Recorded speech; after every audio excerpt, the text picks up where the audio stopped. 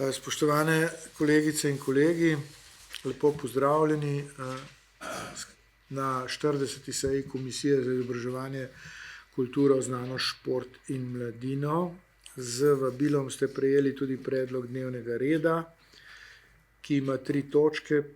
Poleg potrditve zapisnika in razno je edina vsebinska točka zaključki posveta umetna inteligenca v izobraževanju. Tako da sprašujem, ali je kakršnokoli dopolnitev ali sprememba dnevnega reda. Ne vidim želje, potem predlagam, da glasujemo o dnevnem redu, ki sem ga pravkar omenil. Kdo je za? Naj dvigne roko, prosim. Hvala. Ugotavljam, da smo soglasno potrdili predlagani dnevni red in že prešli k prvi točki dnevnega reda, to je potrditvi zapisnika 39. redne seje komisije. Sprašujem, zapisnik je bil v gradivu in sprašujem, ali je kakršnakoli intervencija v predlagani zapisnik. Ne vidim želje, zato glasujemo o predlaganem zapisniku. Kdo je za potrditev?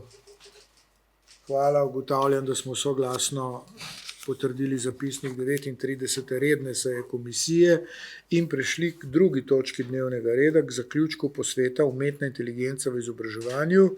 Pri tej točki bom prosil kolego Jožefa Školča, da povzame v tem poročilu, ki ste ga prejeli z gradivom, je na koncu tudi predlagani sklep. Prosim, izvolite.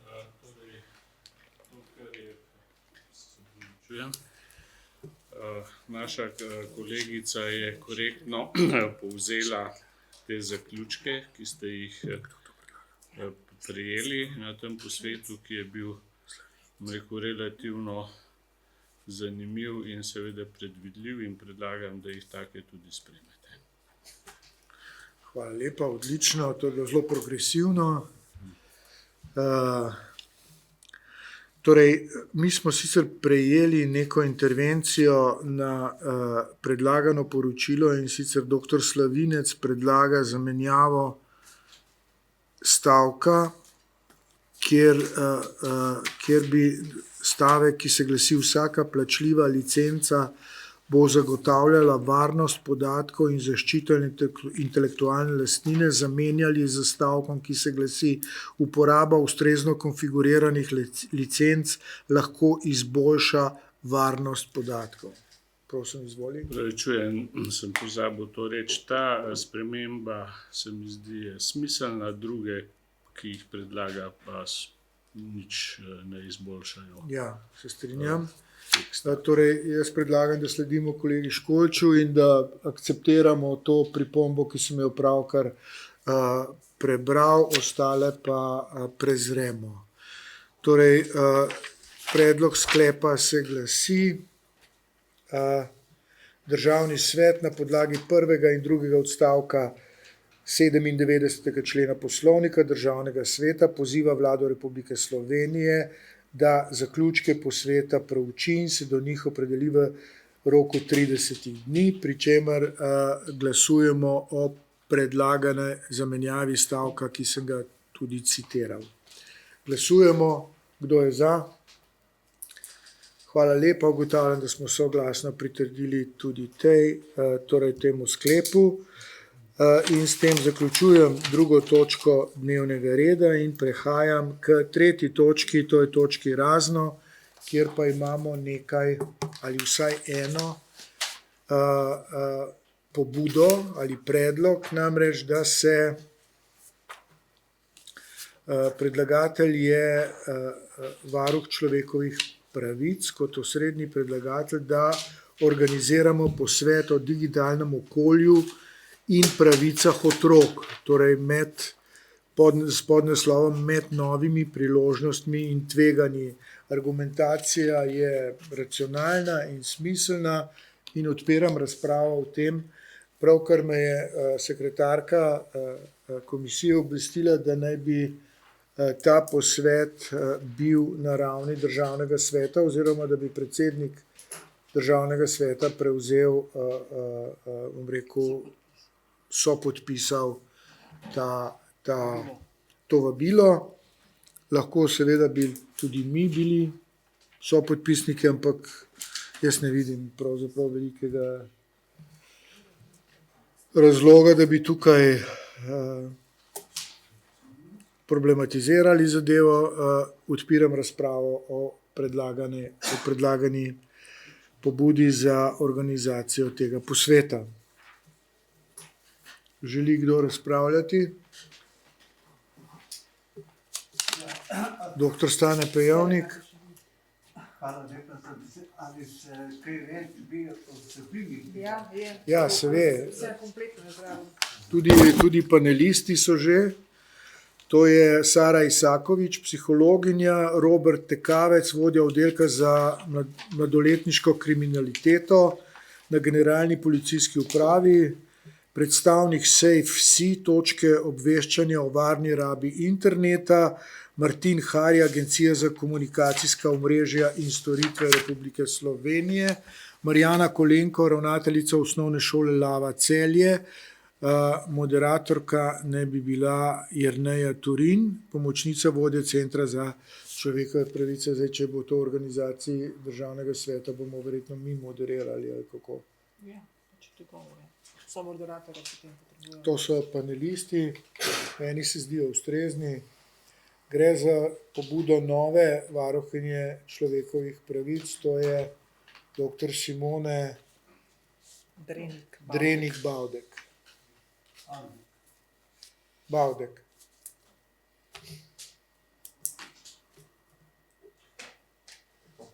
Ne vidim že, izvolim. Kolega Štolfa. Ja, hvala. Vedno se je govorilo nič o mladih, nič za mlade brez mladih. Ne? Fajn je, da tudi kakšna mladinska organizacija, ker jih imamo veliko, ne? V Sloveniji, bi mogoče tudi prisostvovala. Imamo, če nič drugega, dijaško organizacijo v Sloveniji, imamo študentsko organizacijo, imamo klube študentov, imamo mladinske svete in kup teh nevladnih organizacij, ki so že tradicionalne, dolgo časa so že v bistvu na parterju. Pa je fajn, da se tudi njih vključijo v eno tako zadevo. Ne? Ker če ne, zopet kot starši govorijo otrokom, kaj je fajn delati, ne? Čisto kot pomislek. Hvala. Zveza prijateljev mladine je v bistvu vključena v to zgodbo. Ja, hvala lepa za tvoje opozorilo.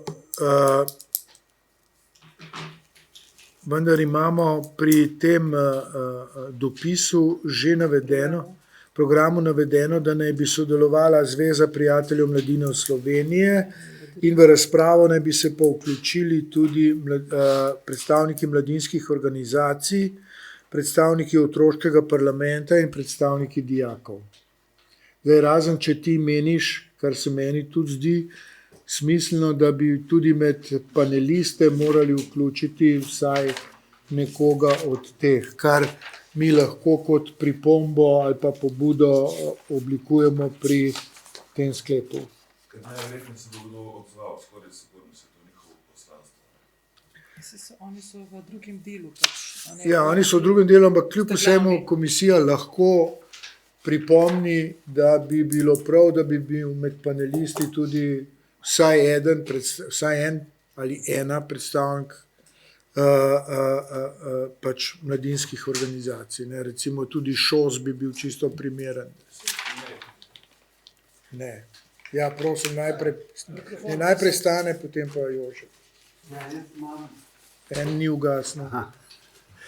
jaz imam pripombo, da če razpravljamo o digitalnem okolju in tako naprej, da bi bilo dobro, če bi bil kdo iz stroke zraven, nekdo, ki se res na ta digitalna okolja spozna.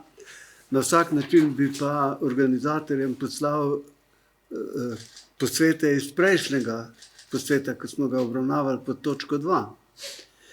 Tisti naši zaključki iz tega posveta so v visoki meri usmerjeni tudi v to dejavnost in mislim, da bi eden od dveh glavnih panelistov, ki sta bila tam, Bratko ali pa Zupan, moral pri tem posvetu sodelovati, ker to sta dva strokovnjaka, ki zelo natančno vesta, kaj digitalno okolje je. In mislim, da ta poudarek tukaj v tem posvetu manjka, ga ampak zelo natančno in jasno povem, posvet podpiram. Ampak podpiram tudi predlog, ki ga je dal kolega Štolfa. Mladi morajo biti vključeni, če v njih govorimo. In nekdo, ki se na digitalno okolje spozna, bi moral sodelovati v uvodnem delu. Torej, če smem samo stavek, oprosti Jožef, ampak dajte biti pozorni na bistvo tega naslova, to so pravice otrok. Ne? Zato tudi varuh človekovih pravic to organizira, ker meni, da je to osrednja tema, so pravice, ne tehnika. Izvoli. Ampak naslednji stavek je pa med novimi priložnostmi in tveganjem. Drži. To priložnost in kaj je tveganje, mora biti Še vedno povezano s pravicami otrok.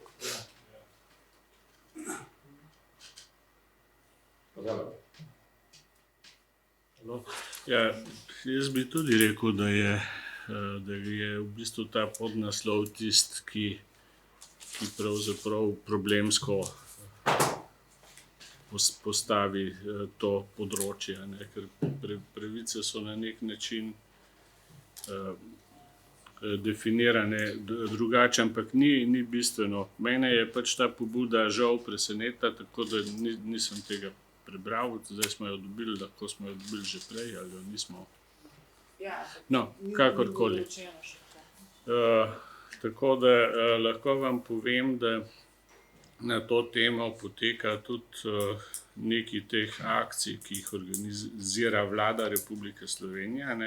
Ministrstvo za digitalizacijo ima razpisane programe za usposabljanje otrok na tem področju. Tako da tudi smiselno je videti, koliko vključiti potem te ljudi. Jaz vam to govorim zaradi tega, ker mi kot Zveza za tehnično kulturo del teh programov tudi izvajamo po šolah, tako da z mojega vidika je predvsem bistveno, da se, če govorimo o teh mladinskih in študentskih organizacijah, da se osredotočimo na mladinske organizacije, ne na študentske, ker tam so stvari, bom rekel, drugače postavljene, oni so tudi polnoletni in tako naprej, je čisto druga zgodba, ne. Tisto, kar je mogoče, tu sicer so navedeni neki psihologi, ampak s tem se ukvarja širša skupina ljudi z tem, kako pač sploh uporabljati ta orodja za poučevanje, ne samo kaj dovoliti in kaj ne dovoliti, kar je diskusija zadnjega pol leta.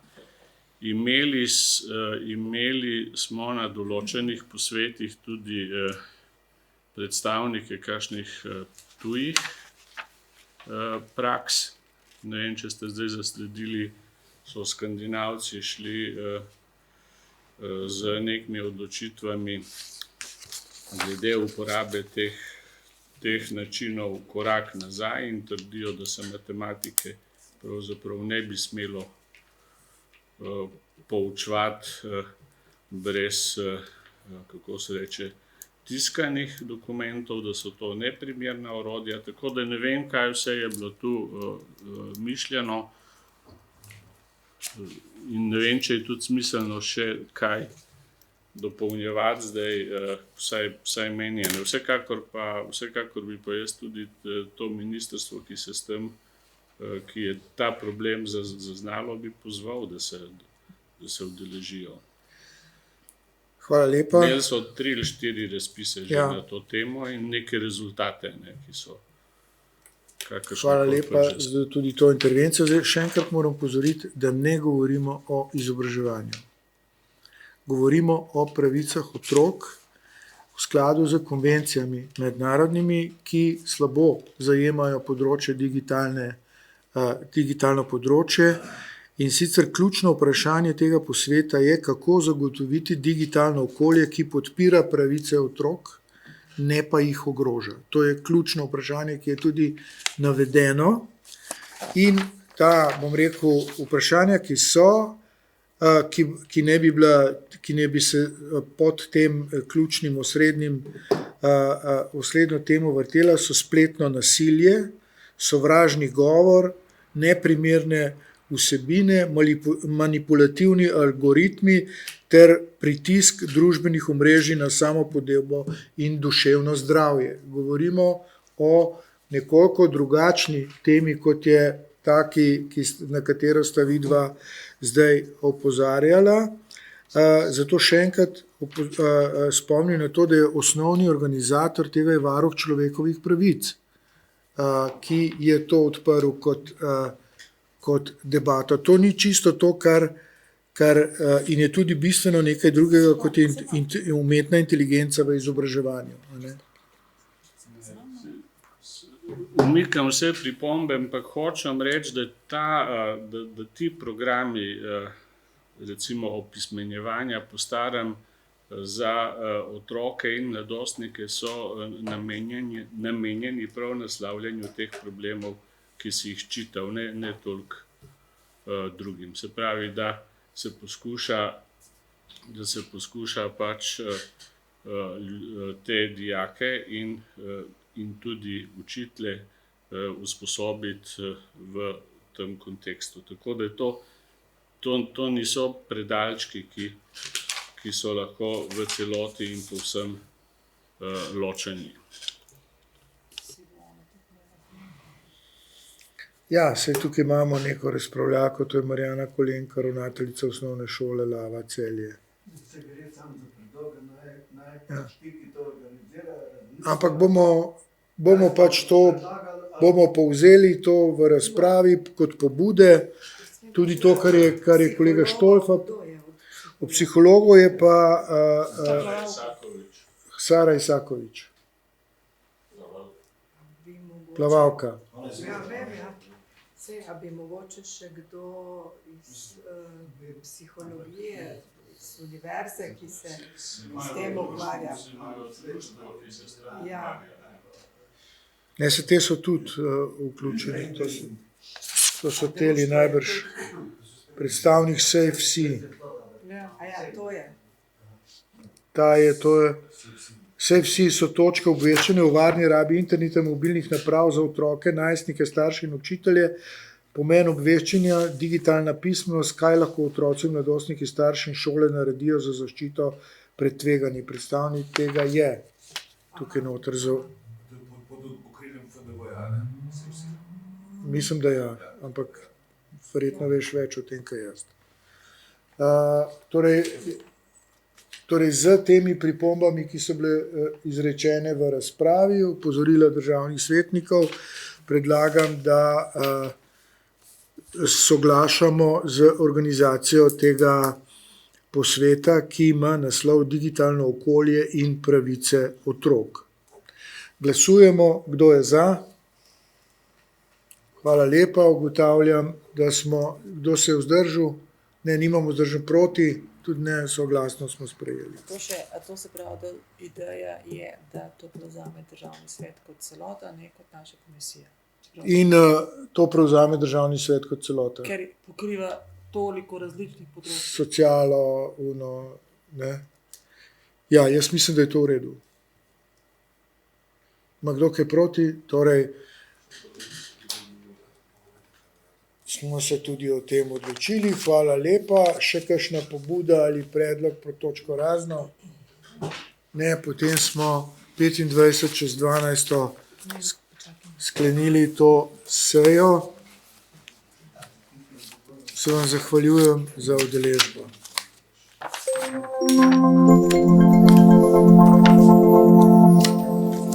Nekaj ima še za zapisati.